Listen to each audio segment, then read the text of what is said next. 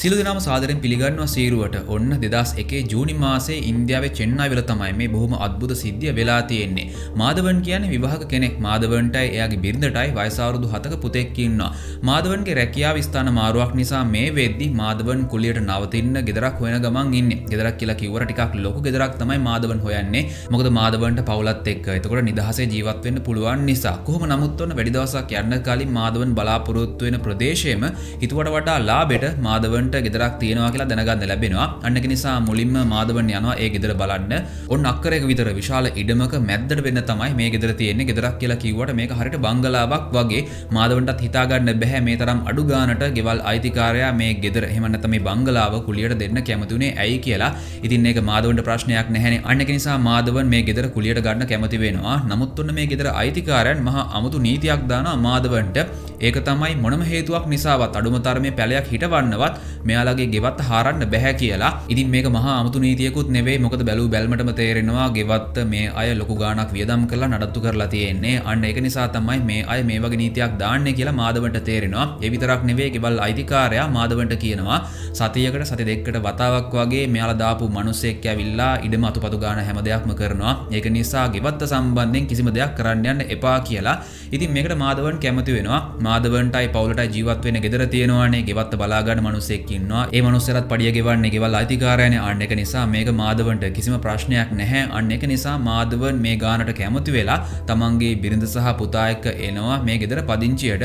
මෙයාලගේ සුරතල් බල්ලෙකුත් ඉන්නවා. එයාවත් එක්කරගෙනම තමයි මේ අය එන්නේ පදිංචියට. කොහොම නමුත් ඔන්න මුල් දවස් කිහිපෙදී මේ අයට කිසිම ප්‍රශ්නයක් ඇති වෙන්නේ නැහැ. ඒත් ඔන්න මෙතනින් පස්සේ තමයි හැම අద్భుත සිද්ධියක්ම වෙන්න පටන් ගන්නෙ. ඒක තමයි ඔන්න එක දවසක රෑ මේ අය නිදාගෙන ඉන්නේ. මේ අය නිදා ගන්න නිදන කාමරේ තියෙන උඩ තට්ටුවේ. ඒත් ඔන්න පාන්දර එක පහ වෙලා ටික වෙලාවක් යද්දි මාධවන්ට ඇහෙනවා මෙයාලගේ සුරතල් බල්ලා බුරන හඬ. මෙයාලා බල්ලව රැයට එළිය තියන්නේ නැහැ. බල්ලවත් ගන්නවා ගෙදර ඇතුළට.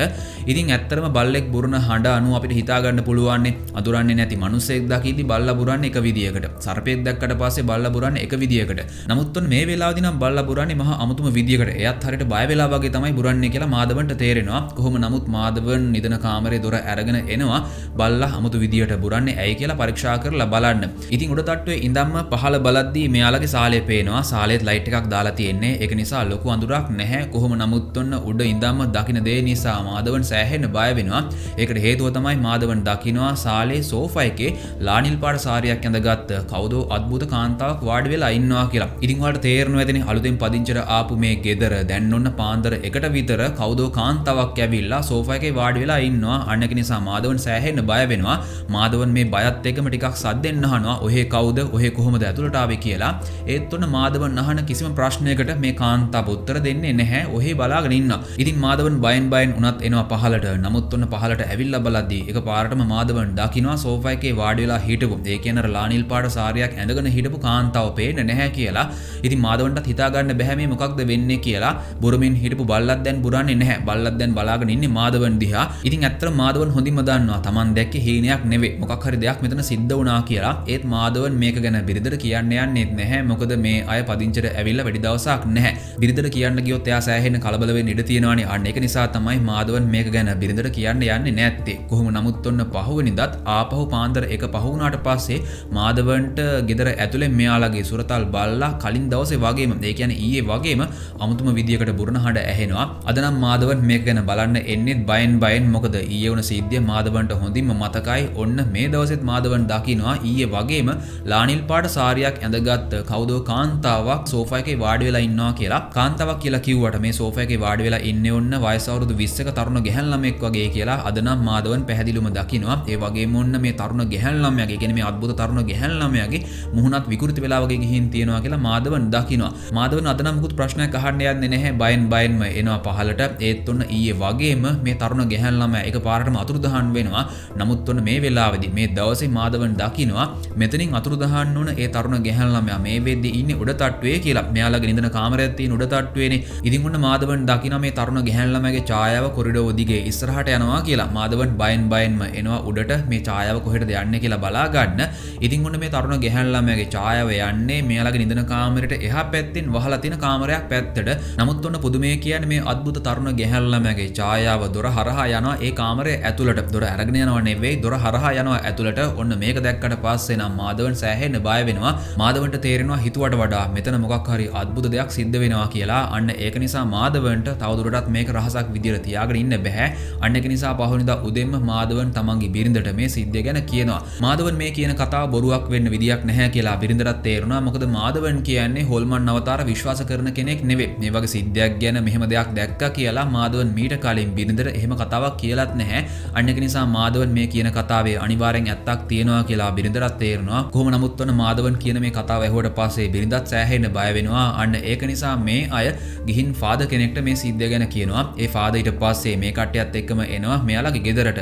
ඉතින් මේ ෆාදර් ගෙදර පරීක්ෂා කරලා බලනවා. නමුත් ඔන්න ෆාදර් නම් මාදවන්ටයි එයාගේ බිරිඳටයි කියන්නේ බය වෙන්න කිසිම දෙයක් නැහැ. ඔය කට්ටිය අලුතෙන් ආවේ. ඒක නිසා මොකක් හරි දෙයක් ඔය කට්ටිය දකින්න ඇති කියලා. ඉතින් මේ ෆාදර් හරියට කියන්නේ මේ ගෙදර එහෙම කිසිම අద్భుත බලවේගයක් නැහැ. බය වෙන්න දෙයක් නැහැ කියලා. අන්න ඒක නිසා මාදවන්ටයි එයාගේ බිරිඳටයි මේක ලොකු සහනයක් වෙනවා. කොහොම නමුත් මේ ෆාදර් ආපු නිසා ගෙදරට ආරක්ෂාවකුත් දානවා. අන්න ඒක නිසා මෙතනින් පස්සේ අර කලින් වුණ හැම අద్భుත සිද්ධියක්ම නතර වෙනවා. සතියක් යනකන් ආපහු කලින් වගේ කිසිම දෙයක් සිද්ධ වෙන්නේ නැහැ. මාදවන් වගේම බිරිඳ හිතනවා එහෙනම් මොකක් හරි දෙයක් තියෙන්න ඇති. ෆාදර් ඇවිල්ලා ආරක්ෂාවක් දාපු නිසා ඒ හැම දෙයක්ම නවතින්න ඇති කියලා. ඒත් ඔන්න මාදවන් සහ බිරිඳ හිතපු විදිය සම්පූර්ණයෙන් වැරදි. සතියක් ගත වුණාට පස්සේ ආපහු කලින් වගේම පාන්දර එකට මෙයාලගේ සුරතල් බල්ලා අමුතුම විදියට බුරුණ හඬ මේ දෙන්නට ඇහෙනවා. ඔන්න මේ දවසේ නම් මාදවන් තනියම නෙවෙයි බිරිඳත් එක්කම එනවා කාමරයෙන් එළියට. මේ දෙන්නම දකිනවා ඔන්න සෝෆා එකේ ලානිල් පාට සාරියක් ඇඳගත්ත අර අద్భుත තරුණ ගැහැණු ළමයා ඉන්නවා කියලා. කලින් නම් මේක දැක්කේ මාදවන් විතරයිනේ. නමුත් ඔන්න මේ සිද්ධිය අද මාදවන්ගේ බිරිඳ ඇස් දෙකෙම දකිනවා. අන්න ඒක නිසා මේ දෙන්නා සෑහෙන්න බය වෙනවා. කොහොම නමුත් ඔන්න මෙතනින් පස්සේ හැමදාම ලානිල් පාට සාරියක් ඇඳගත්ත මේ තරුණ ගැහැණු ළමයාගේ අවතාරය මේ ගෙදර ඇතුලෙන් මාදවන් වගේම එයාගේ බිරිඳ දකිනවා. මේ දෙන්නටම හිතා ගන්න බෑ මේ වගේ දෙයක් වෙන්නේ ඇයි කියලා. ඒ වගේම මේ දෙන්නට හිතා ගන්න බෑ දැන් මේ වෙනුවෙන් කරන්නේ මොකක්ද කියලා. මොකද මේ කට්ටිය මුලින්ම ගිහින් ෆාදර් කෙනෙක්ට කිව්වා ෆාදර් ආරක්ෂාවක් දැම්මා. නමුත් ඒකෙන් විසඳුමක් ලැබුණේ නැහැ. සතියක් යනකම් විතරක් මේ දේවල් නැවතිලා තිබුණා. ඒත් ආපහු මේ අద్భుත දේවල් වෙන්න පටන් ගත්තා. ඉතින් මේක ගැන පොලිසියට කියන්නත් නෙවෙයිනේ. මොකද මෙතන තියෙන ඊට වඩා එහා ගිය මොකක් හරි අద్భుත දෙයක් කියලා මේ වෙදි මාදවන්ට වගේම එයාගේ බිරිඳට තේරලා තියෙන්නේ. කොහොම නමුත් මේ ප්‍රශ්නෙට දැන් විසඳුමක් නැති නිසා මාදවන් කුලියට නවතින වෙනත් ගෙදරක් බලන ගමන් ඉන්නේ. ඒත් හිතපු තරම් ඉක්මනින්ම ගෙදරක් මේ ආයට හොයාගන්න ලැබෙන්නේ නැහැ. අන්න ඒක නිසා මේ පවුලට ටික දවසක් මේ ගෙදර නවතින්න සිද්ධ වෙනවා. නමුත් ඔන්න මාදවන් වගේම බිරිඳ හිතුවේ නැති විදිහේ බොහොම දරුණු දෙයක් සිද්ධ වෙනවා. මෙන්න මේ දවසේ රෑ ඒක තමයි ඔන්න මේ දෙන්නටම දැන් නිින්දක් නැහැ. නමුත් ඔන්න ටික වෙලාවකට පස්සේ මේ දෙන්නටම ඇහැරෙද්දි දකින්නවා තමන් එක්කම තමන්ගේ ඇඳේ නිදාගෙන හිටපු දරුවා නැහැ කියලා. මාදවන් සහ බිරිඳ ඊට පස්සේ කලබලෙන්ම ගෙදර පුරා දරුවව හොයන්න පටන් ගන්නවා. නමුත් ඔන්න දරුවා ගෙදර ඇතුලේ නැහැ. ඉතින් මෙයාලගේ දරුවට වෙන්නේ නැත්තේ මොකක්ද? ඒ වගේම මේ අය මේ ගෙදරට ආපු දවසින් ඉඳන්ම මේ ගෙදර ඇතුලෙන් දකින්න ලානිල් පාට සාරියක් ඇඳගත්ත ඒ අద్భుත තරුණ ගැහැණු ළමයා කවුද? එයා අවතාරයක්ද? ඔයාලා හිතුවේ නැති විදිහේ බොහොම දරුණු අద్భుත අභිරහසක් මෙතන හැංගිලා තියෙනවා. එහෙනම් ඔන්න ලයික් එකක් දාලම වීඩියෝ එක බලන්න ලෑස්ති වෙන්න. එන්න සම්පූර්ණම කතාව අද සියුරේ මම ඔයාලට කියන්නම්.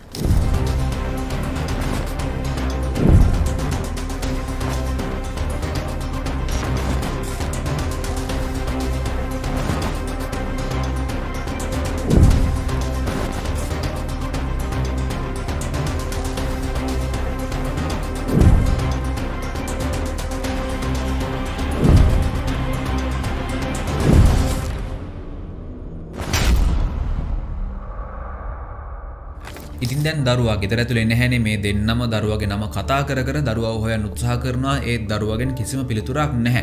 මාදවන් වගේම බිරිඳ දැන් සෑහෙන්න බය වෙලා ඉන්නේ. ගෙදර ඇතුලේ දරුවා නැති නිසා මේ දෙන්නම එනවා ගෙදරින් එළියට. මම ඔයාලට කලින්ම කිව්වනේ අක්කරයක් විතර විශාල ඉඩමක මැද්දේ තමයි මේ ගෙදර තියෙන්නේ.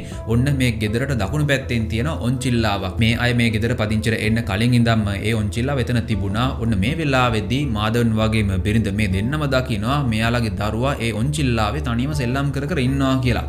දැන් වෙලාව පාන්දර දෙකටත් ළඟයි. දරුවා කොහොමද මෙතනට ආවේ? දරුවා තනියමද ආවේ? අන්න ඒක නිසා මේක දැක්කට පස්සේ මාදවන් වගේම බිරිඳ සෑහෙන්න බය වෙනවා. කොහොම නමුත් ඔන්න ඊට වඩා මේ දෙන්නම බය වෙනවා. මොකද දරුවා තනියම ඔන්චිල්ලාවේ පැද්දි සෙල්ලම් කර හිටියත් දරුවා පැත්තක් බලාගෙන කාත් එක්කද කතා කර hina වෙවි වගේ ඉන්නවා කියලා මාදවන් වගේම බිරිඳ දකිනවා. මේ දෙන්නම ඉක්මනටම ඇවිල්ලා දරුවට කතා කරනවා. පුතේ ඔයා ඇයි මේ වෙලාව මෙතනට ආවේ? කොහොමද ආවේ? තනියමද ආවේ කියලා.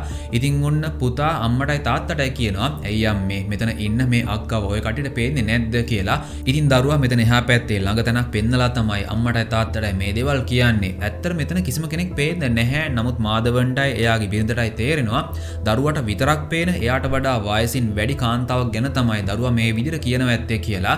ඉතින් මේ අය මේ ගෙදරට ආපු දවස් ඉඳන්ම කවුදෝ අద్భుත තරුණ ගැහැණු ළමයෙක් දැක්කා. සමහර විට දරුවත් කියන්නේ ඒ කෙනා ගැන වෙන්න පුළුවන් කියලා මාධවන්ටයි බිරිඳටයි තේරෙනවා. අන්න ඒක නිසා මේ දෙන්න ඉක්මනටම දරුවා වැතුරට එක් කරගෙන යනවා. මුහුණ ටිකක් වතුරට ගහලා ළමයා සිහියෙන්ද ඉන්නේ කියලා පරීක්ෂා කරලා බලනවා. ඒ වගේම මේ අය අදහන ආගමේ ගාථා කිහිපයක් කියලා දරුවව ආරක්ෂා කරගන්න මේ අය උත්සාහ කරනවා.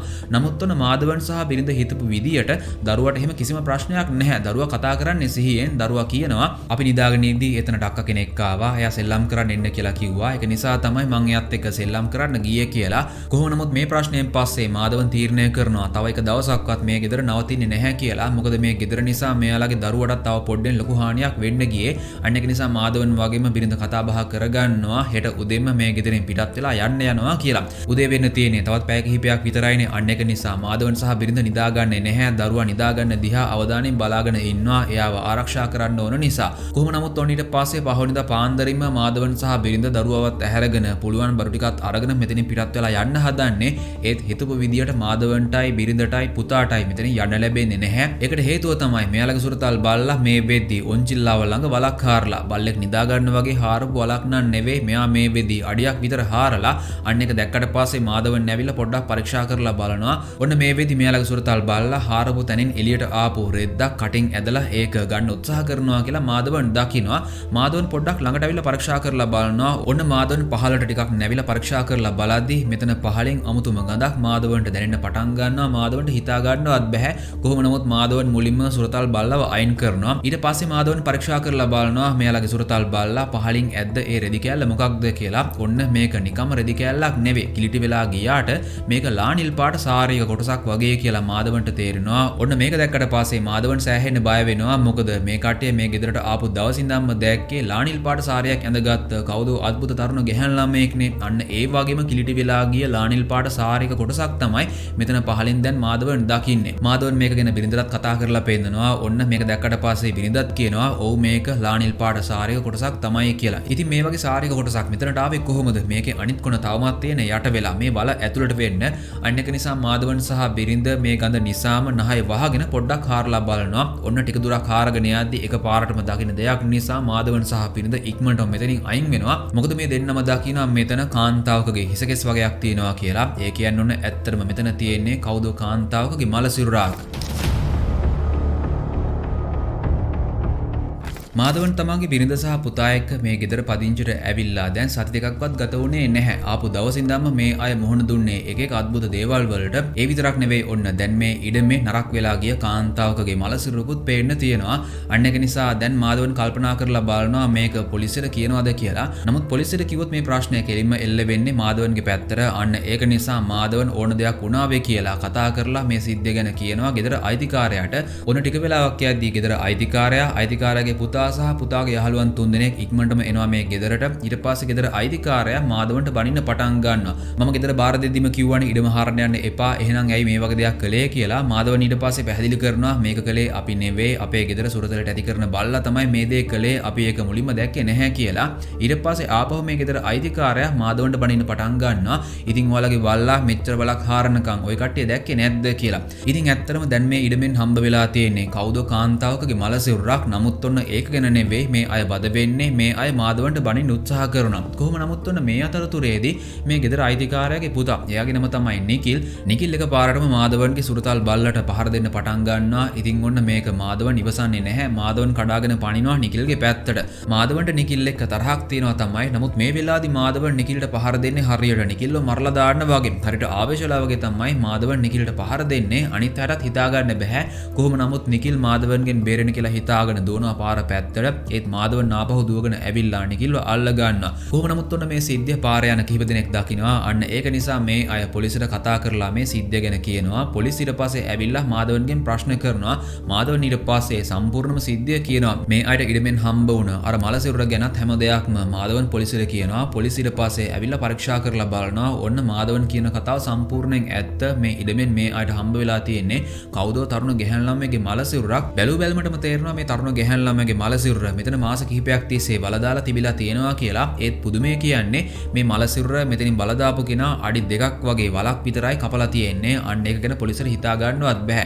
කොහොම නමුත් පොලිසිය අධිකරණ වෛද්‍ය ඒකකට කතා කරලා ඒ අයත් එක්ක එකතු වෙලා මේ ගැහැණු ළමයාගේ මලසිරුර ගොඩ ගන්නවා. ඉතින් මේ ගැහැණු ළමයාගේ මලසිරුරත් එක්ක පොලිසියට තවත් බෑග් එකක් හම්බ වෙනවා. පොලිසිය ඊට පස්සේ බොහොම පරිස්සමෙන් ඒ බෑග් එකත් පරීක්ෂා කරලා බලනවා. බෑග් එක ඇරලා බලනවා. මොකද පොලිසිය උත්සාහ කරන්නේ මොකක් හරි විදියකින් මේ තරුණ ගැහැණු ළමයාගේ අනන්‍යතාවය හොයාගන්න. ඔයාලට හිතා ගන්න පුළුවන්ද මේ බෑග් එක ඇතුලෙන් පොලිසියට හම්බ වෙන්නේ මොනවද කියලා?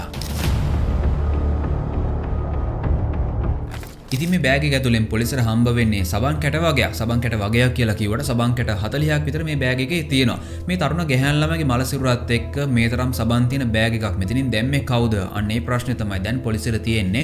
කොහොම නමුත් පොලිසිය මේ සබන් කැට පරීක්ෂා කරලා බලනවා. ඔන්න මේ හැම සබන් කැටයක්ම එකම සමාගමක. අන්න ඒක නිසා පොලිසිය ඒ සමාගමට ගිහින් ප්‍රශ්න කරන්න පටන් ගන්නවා. ඔන්න මෙතනදී පොලිසිය වැදගත් හොඩුවක් හොයාගන්න සමත් වෙනවා. මේ සමාගමෙන් සබන් නිෂ්පාදනය කළාට පස්සේ මේ අය ඒ සබන් දානවා කඩේට. නමුත් ඒ හැරෙන්න ගොඩක් අය මේ සමාගමත් එක්ක අමතර රැකියාවක් කරගෙන යනවා. ඒ අය මේ සමාගමෙන් සබන් ගන්නවා. ඊට පස්සේ ඒ අය ගෙවල් ගාන ගිහින් මේ සබන් විකුණනවා. අන්න එකට මේ සමාගමෙන් ඒ අයට ගාණක් ගෙවනවා. අන්න ඒක නිසා ගොඩක් අය මේ සමාගමත් එක්ක එකතු වෙලා අමතර රැකියාවක් කරගෙන යනවා.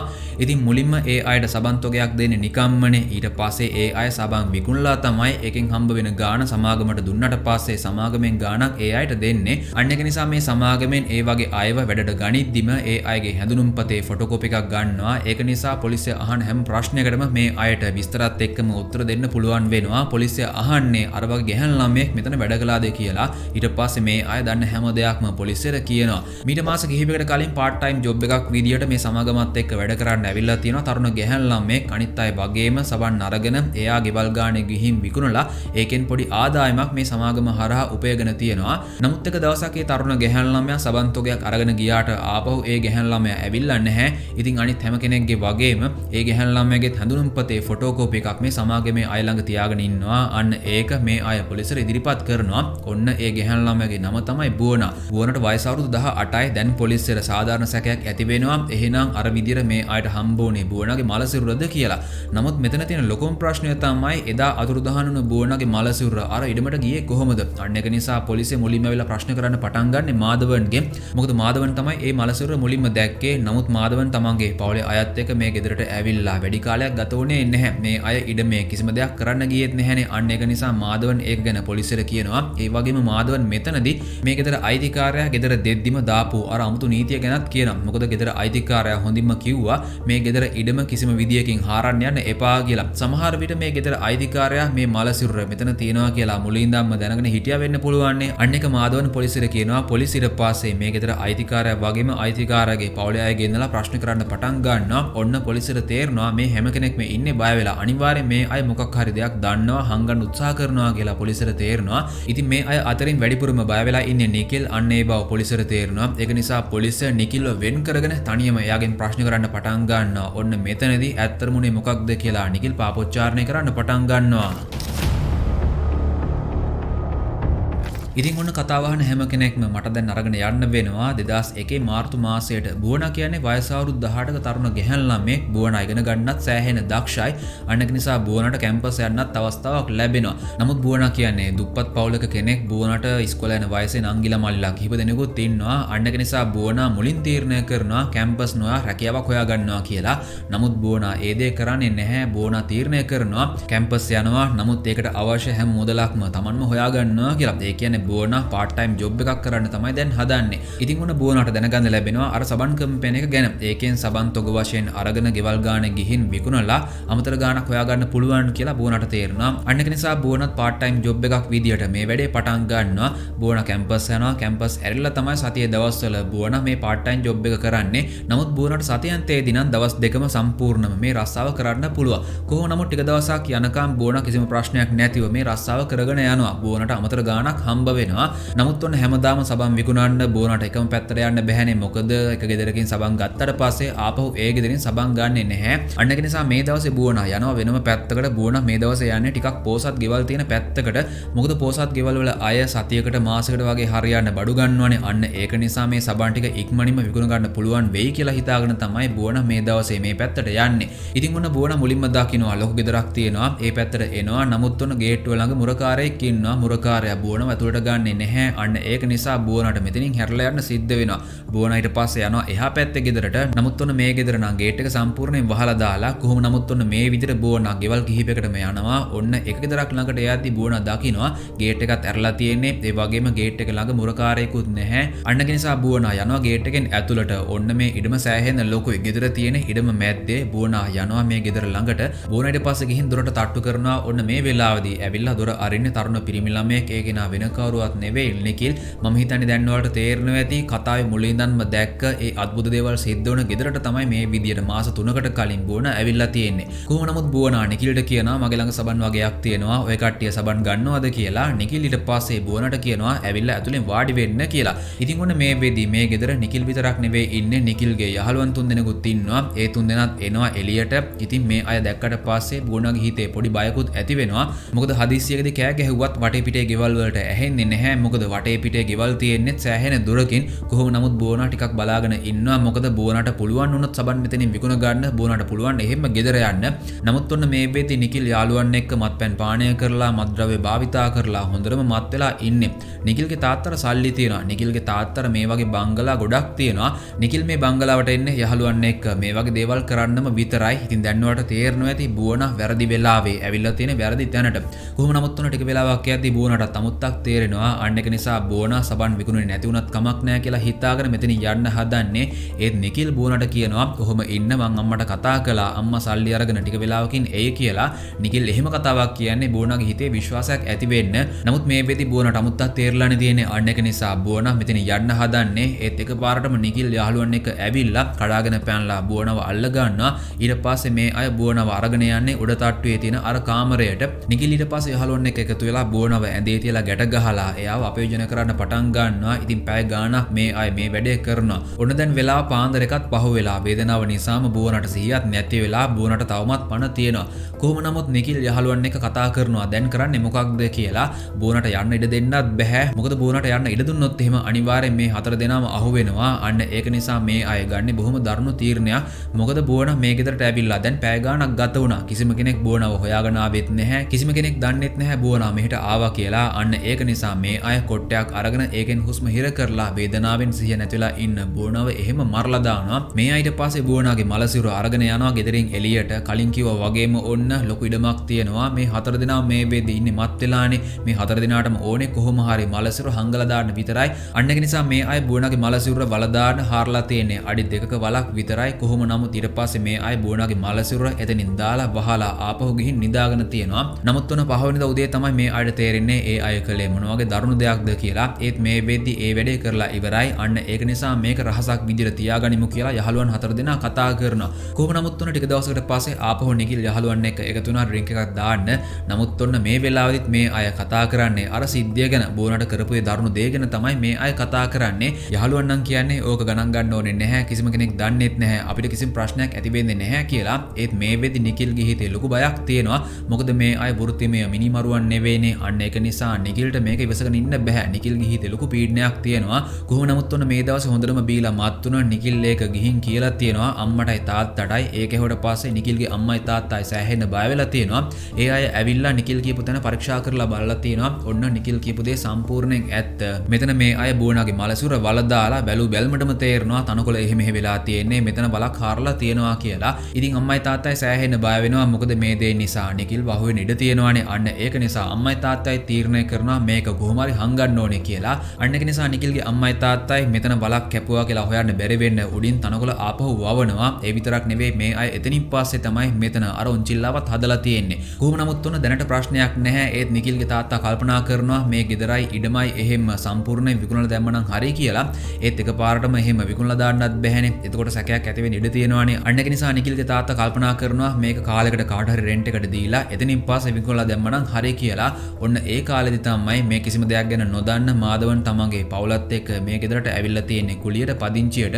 ඔන්න දැන් තමයි අපිට මේ කතාවේ මුලින්දන්ම සිද්ධ වුණේ මොකක්ද කියලා තේරෙන්න පටන් ගන්න. ඔයාලට මතක ඇති මේ හැම දෙයක්ම සිද්ධ වුණේ හැමදාම පාන්දර එක පහ වුණාට පස්සේ. ඒකට හේතුව තමයි පාන්දර එක පහ වෙලා ටික වෙලාවකට පස්සේ තමයි නිකිල් තමන්ගේ යාළුවන් එක්ක එකතු වෙලා බුවනව මරලා දැම්මේ. ඒ විතරක් නෙවෙයි ඔයාලට මතක ඇති බුවනගේ ආත්මේ වාඩි වෙලා හිටියේ මුලින්ම සෝෆා එකක. අන්න ඒකටත් හේතුවක් තියෙනවා.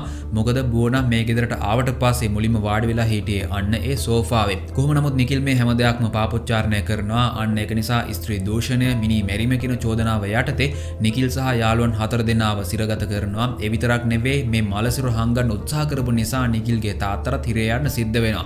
ඔන්න ඔහම තමයි මේ අద్భుත කතාව ඉවර වෙන්නේ. ඉතින් ඇත්තටම මේ අය දැකලා තියෙන්නේ බුවනාගේ ඒ ආත්මයද? අන්න ඒ ගැන කල්පනා කරලා බලද්දි මම අහලා තියෙන සිද්ධියක් ගැන මම ඔයාලට මෙතනදී කියන්නම්. කෙනෙක් හදිස්සියෙම වේදනාවෙන් මිය ගියාට පස්සේ ඒ කෙනාගේ ආත්මය එතන හිර වෙනවා. ඒ කෙනාගේ මරණයේ වේදනාවත් එක්ක ලූප් එකක් විදියට එයා එතන හිර වෙනවා. අන්න ඒක හඳුන්වන්නේ ඩෙත් ඕමන් එකක් විදියට. සමහර විට බුවනත් ඒ වගේ ඩෙත් ඕමන් එකක් ඇතුලේ හිර වෙලා හිටියා වෙන්න පුළුවන්. ඉතින් මේ වීඩියෝ එක බලපු ඔයාගේ අදහස මොකක්ද? පහලින් කමෙන්ට් එකක් දාගෙන යන්න. ඒ විතරක් නෙවෙයි ඔන්න හැමදාමත් අපේ සිරුව වීඩියෝස් බැලුවත් බලන්නකො අපේ channel එක subscribe කරලාද තියෙන්නේ කියලා. පහලින් subscribe button එක පේන්න තියෙනවා කියන්නේ ඔයාට අපේ channel එක subscribe කරන්න මගේ හැරලා තියෙනවා. එහෙනම් subscribe කරලා ඊට හැපැත්තේ තියෙන bell icon එකත් අනිවාර්යෙන් click කරලා තියාගෙන ඉන්න.